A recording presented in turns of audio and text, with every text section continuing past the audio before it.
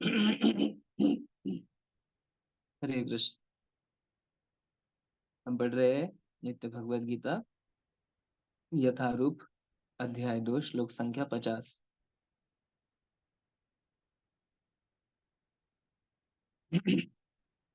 बुद्धियुक्तो जहातीह उभे सुकृत दुष्कृते तस्माद् योगाय युज्यस्व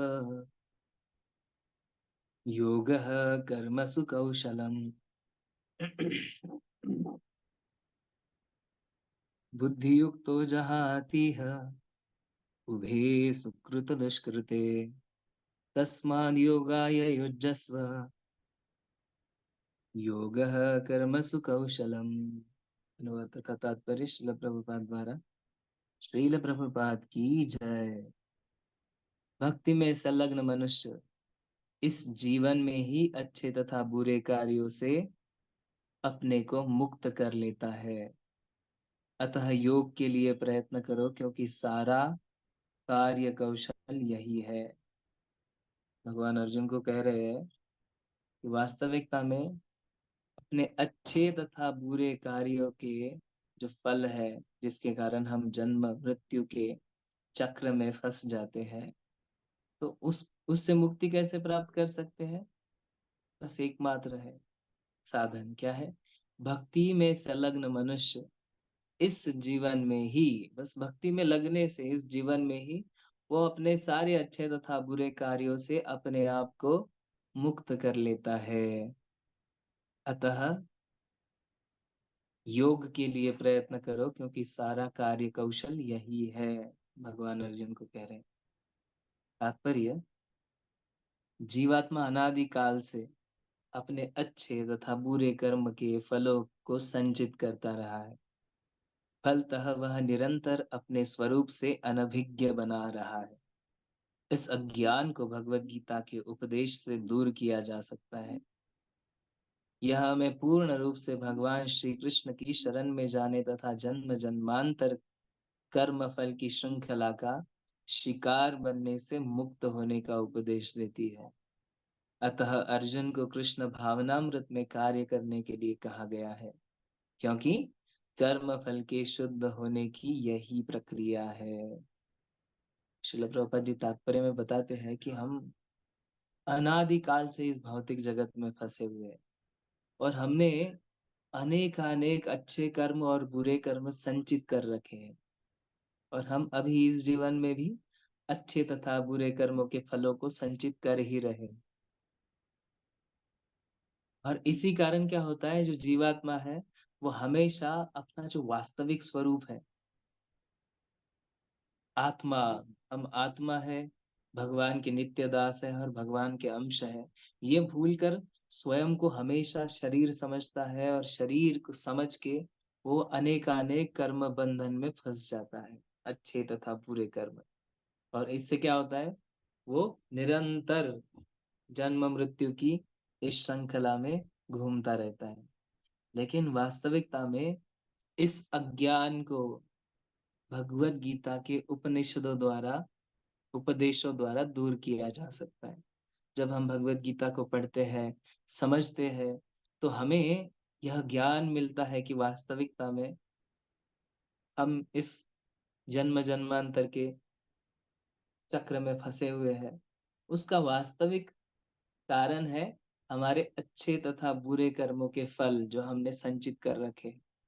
लेकिन जब भगवत गीता का उपदेश जान के हम समझते हैं कि वास्तविकता में हमें पूर्ण भगवान श्री कृष्ण की शरण में जाना है, तो जब हम भगवान श्री कृष्ण की शरण में जाते हैं, वह हमें भगवत गीता से सीख मिलती है। और जब हम पूर्ण रूप से भगवान श्री कृष्ण की शरण में जाते हैं, तो हम इस जन्म जन्मांतर की कर्म फल की श्रृंखला का शिकार बनने से मुक्त होते हैं। तो हमें इस कर्म बंधन का जो जन्म मृत्यु का चक्र है, इससे ही मुक्ति मिल जाती है, बस भगवान श्री कृष्ण का शरण लेने से। और ये कहाँ कैसे समझेंगे हम? भगवत गीता के अध्ययन से। तो श्रील प्रभुपाद कॉन्क्लूजन में बताते हैं कि अतः अर्जुन को भगवान ने बैठने को नहीं कहा, अर्जुन अर्जुन को भगवान ने क्या कहा कि तुम कृष्ण भावनामृत में कार्य करो। कृष्ण भावनामृत में कार्य करने के लिए कहा, मतलब भगवान की संतुष्टि के लिए कार्य करने के लिए कहा। भगवान ने जो बोला है वो करने के लिए कहा, क्योंकि कर्म फल से शुद्ध होने की यही प्रक्रिया है। अगर हमें कर्म फल से शुद्ध होना है तो हमें कृष्ण भावनामृत में कार्य करने पड़ेंगे, या भगवान श्री कृष्ण की प्रसन्नता हेतु ही कार्य करने पड़ेंगे। श्लोका नंबर 51। कर्मजं बुद्धियुक्ता हि फलं त्यक्त्वा मनीषिणः जन्मबन्धविनिर्मुक्तः पदं गच्छन्त्यनामयम्। कर्मजं बुद्धियुक्ता हि फलं त्यक्त्वा मनीषिणः जन्मबन्धविनिर्मुक्तः पदं गच्छन्त्यनामयम्। अनुवाद तथा तात्पर्य श्रील प्रभुपाद द्वारा। इस तरह भगवत भक्ति में लगे रहकर बड़े बड़े ऋषि, मुनि अथवा भक्तजन अपने आप को इस भौतिक संसार में कर्म के फलों से मुक्त कर लेते हैं। इस प्रकार वे जन्म मृत्यु के चक्र से छूट जाते हैं और भगवान के पास जाकर उस अवस्था को प्राप्त करते हैं जो समस्त दुखों से परे है। तो ये जो कार्य बताया कृष्ण भावनामृत में कार्य करने का, या भक्ति योग में कार्य करने का, जो अर्जुन को उपाय बताया है कर्म बंधनों से छूटने का, तो भगवान कह रहे हैं कि यही मार्ग अपनाकर बड़े बड़े ऋषि मुनियों ने परम स्थान को प्राप्त किया है।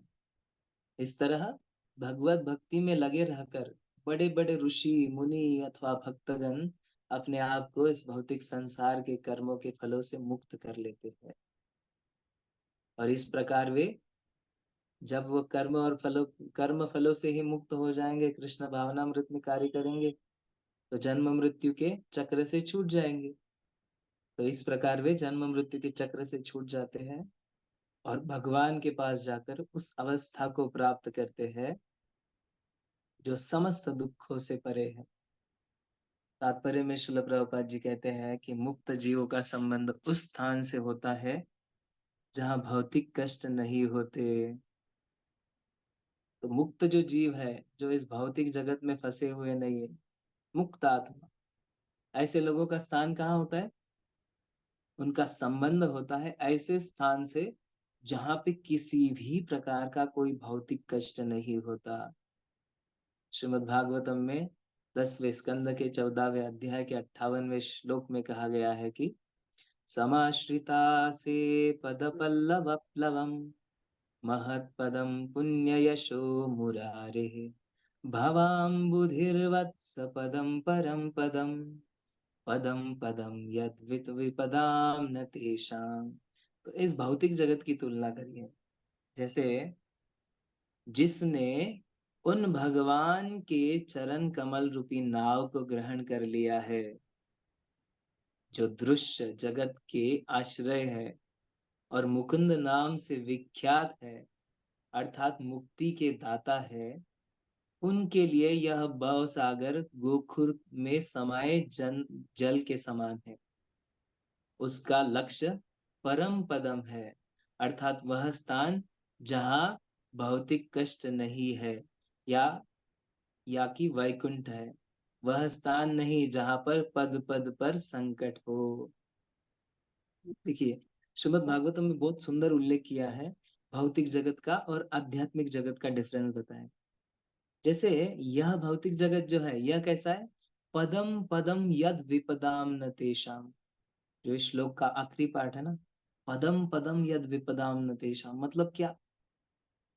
हर वक्त हर समय विपदा या कष्ट या संकट रहते ही है और आते ही रहेंगे। लेकिन भगवत धाम कैसा है?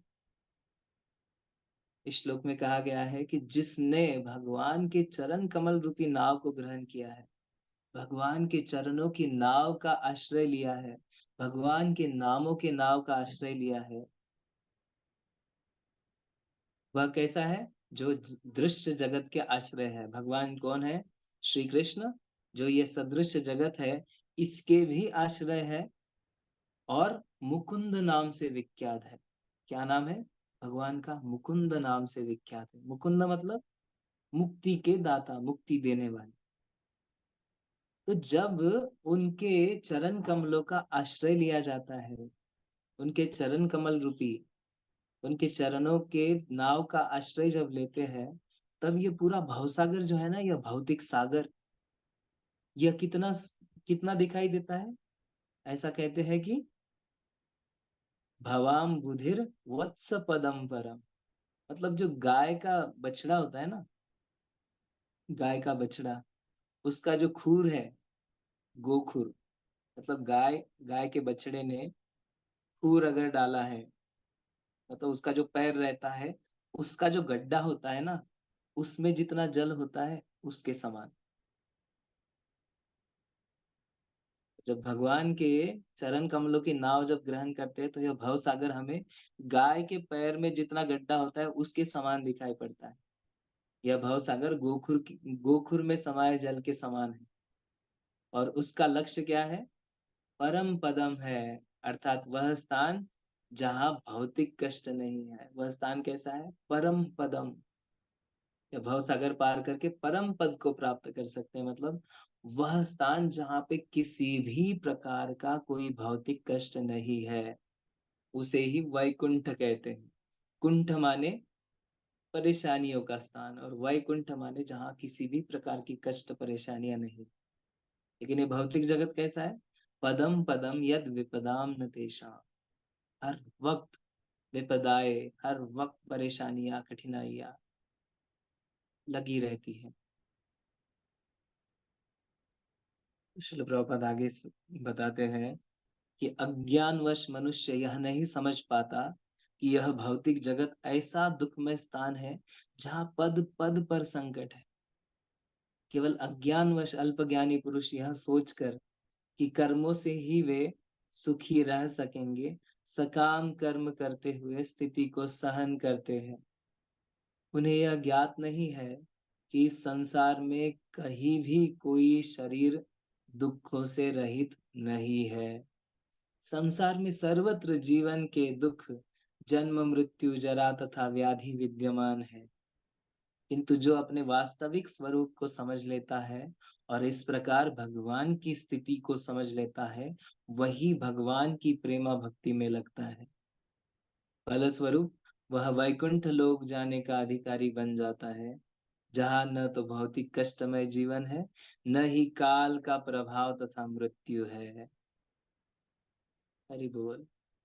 श्रील प्रभुपाद कहते कि यह भौतिक जगत वास्तविकता में दुखमय है। यहाँ हमेशा दुख और संकट बने रहते हैं, पद पद पर। लेकिन अज्ञान के कारण मनुष्य सोचता है कि मैं मेरे कर्म और उसके फलों के आधार पे यहाँ पे सुखी हो सकता हूँ। लेकिन वास्तविकता में देखा जाए तो इस संसार में कोई भी शरीर ऐसा नहीं है जिसमें दुख नहीं हो।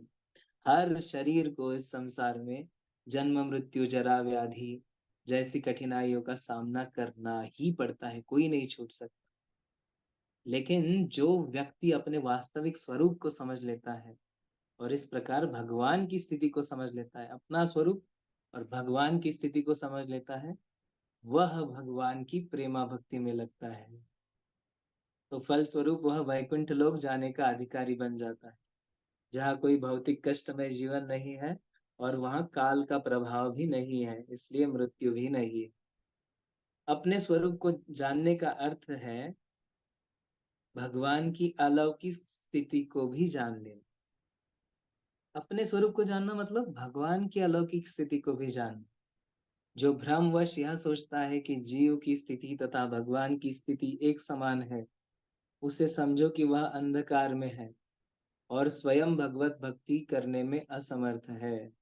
वह अपने आप को प्रभु मान लेता है और इस तरह जन्म मृत्यु की पुनरावृत्ति का पथ चुन लेता है। कोई अगर ऐसा समझे कि हमारा स्थान और भगवान का स्थान एक समान है, कोई ऐसा समझे कि हम ही भगवान हैं, तो उस व्यक्ति को, वह अज्ञानवश वैसा सोचता है और वह हमेशा के लिए जन्म मृत्यु के चक्र में फंसा रहता है। प्रभुपाद कहते कोई अपने आप को प्रभु मान लेता है और इस तरह जन्म मृत्यु की पुनरावृत्ति का पथ चुन लेता है। किंतु जो यह समझते हुए कि उसकी स्थिति सेवक की है, वास्तविकता में हमारी स्थिति क्या है? हम जीवेर स्वरूप है कृष्णेर नित्य दास, हम नित्य भगवान के सेवक हैं। तो जह यह समझते हैं जो कि उसकी स्थिति सेवक की है, अपने को भगवान की सेवा में लगा देता है और तुरंत ही वैकुंठ लोक जाने का अधिकारी बन जाता है।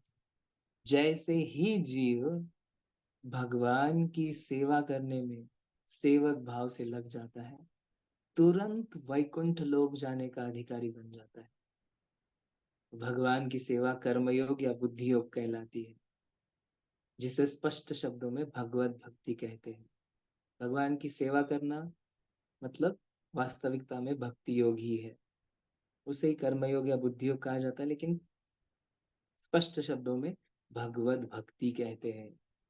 भगवान की प्रसन्नता के लिए भगवान ने जो कहा है वो करना, भगवान का सेवक बन के रहना। जीवेर स्वरूप है कृष्णेर नित्य दास, तो यही भगवत भक्ति कहते हैं। इसे ही भगवत भक्ति कहते हैं।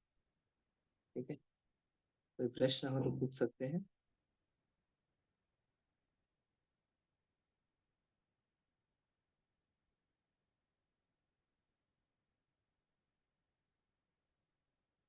पूछते हैं हम। श्रील प्रभुपाद की जय। समवेत भक्त वृंद की जय। निताय गौर प्रेमानंद हरि हरि बोल।